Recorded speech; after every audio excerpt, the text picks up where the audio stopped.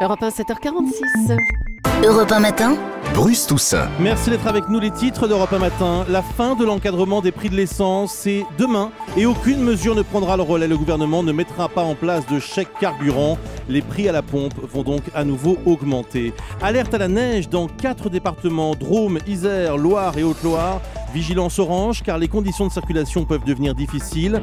Dans le sud de l'Isère, pas de transport scolaire aujourd'hui. Le football, grosse claque pour Marseille, battu par Lyon à domicile. 4-1 hier soir au stade Vélodrome. L'OL reprend la tête du classement de Ligue 1. Europe 1 matin. Bonjour Jean-Louis Debré. Bonjour. Président du Conseil constitutionnel, vous êtes notre invité ce matin sur Europe 1, merci d'être avec nous. Jacques Chirac fête ses 80 ans, c'est la une de Paris Match. Vous étiez en train à l'instant de feuilleter ce numéro de Paris Match qui sort ce matin, avec cette photo où l'on voit Jacques Chirac et son épouse Bernadette. 80 ans en famille, c'est le titre de match, la tendresse de Bernadette. Combien de fois par jour vous demande-t-on comment il va ?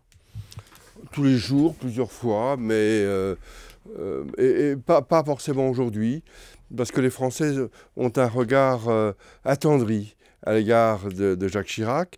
Ils ont un regard respectueux quand il m'arrivait de me promener avec lui dans la rue. Je me souviens toujours, on avait mis 40 minutes pour traverser le pont des Arts parce que tout le monde voulait se faire photographier avec lui. Les Français, quand ils le rencontrent, ont le sentiment d'avoir en face d'eux quelqu'un qui les aime.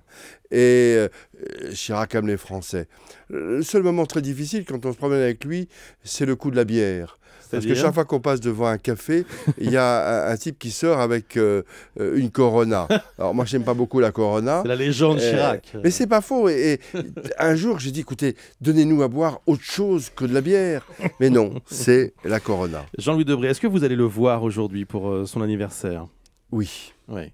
Je vais dîner avec lui ce soir. Vous avez prévu de dîner avec lui. Je rappelle et je précise pour ceux qui nous écoutent ce matin sur Europe 1 que vous êtes très très proche de lui, sans doute son ami le plus fidèle. Alors je vous pose la question maintenant, comment va-t-il ?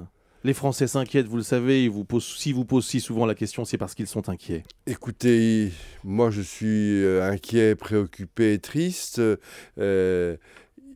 Il n'est plus comme il était comme avant, il a des difficultés à marcher, et on sent un homme usé, fatigué. Voilà, c'est la vie, c'est la vieillesse. C'est la maladie. C'est la maladie qui, même s'il ne veut pas le montrer, gagne chaque jour un peu de terrain. Jean-Louis Debré, de quoi souffre-t-il ? Il souffre, je ne suis pas médecin, moi je constate. Pourquoi ce secret d'État autour de la santé et de la maladie de Jacques Chirac ? J'ai posé la question. Je vous dis qu'il est malade. Je ne suis pas médecin et je ne connais pas les noms de sa maladie, si ce n'est que c'est une maladie de la vieillesse. Lorsque j'ai reçu il y a quelques jours sur Europe 1, quelques semaines, Bernadette Chirac, et je lui ai demandé des nouvelles évidemment de Jacques Chirac, elle m'a répondu « Toute vieillesse est un naufrage ».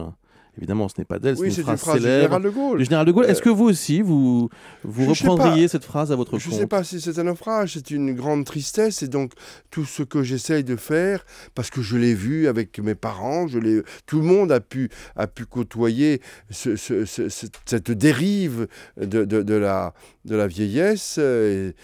Eh bien, j'essaye d'être là, d'accompagner, et surtout de ne pas lui en parler. Surtout de ne pas lui en parler, parce qu'il y a chez Chirac une grande pudeur. Il sait qu'il est malade. Il voit le regard des autres, qui est un regard différent, parce que les autres se rendent compte qu'il est malade, et il ne dit rien. Et quand je lui demande très régulièrement « Comment allez-vous ?»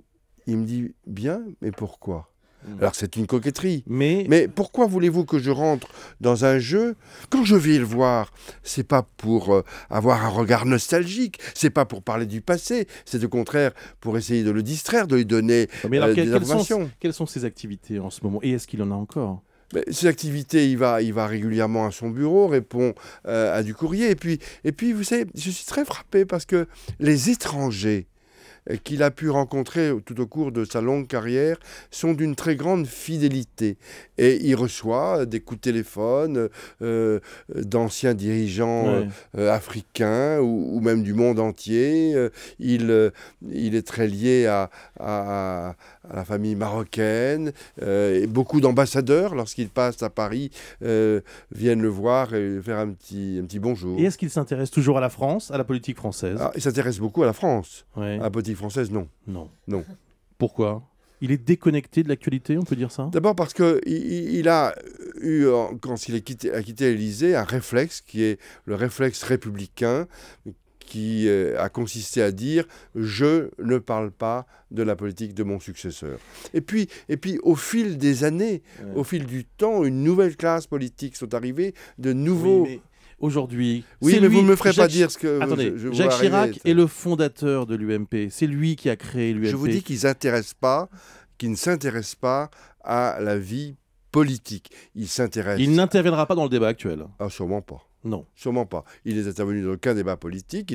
Il a suivi avec une grande attention l'élection présidentielle, les élections législatives. Ouais. Il est préoccupé par les grands problèmes qui concernent les Français. Et souvent, il m'interroge alors quelles sont les informations que l'on a sur l'économie, sur le chômage, sur les relations entre la France et l'Allemagne, sur l'Europe. Oui, il s'intéresse à ça. Il s'intéresse énormément aux problèmes de l'environnement. C'est une question qui le taraude, mais la vie politique aujourd'hui ne m'intéresse pas. Je sais que votre devoir de réserve vous interdit de répondre à une question sur l'actualité. Je voudrais juste vous demander par rapport à ce qu'a dit...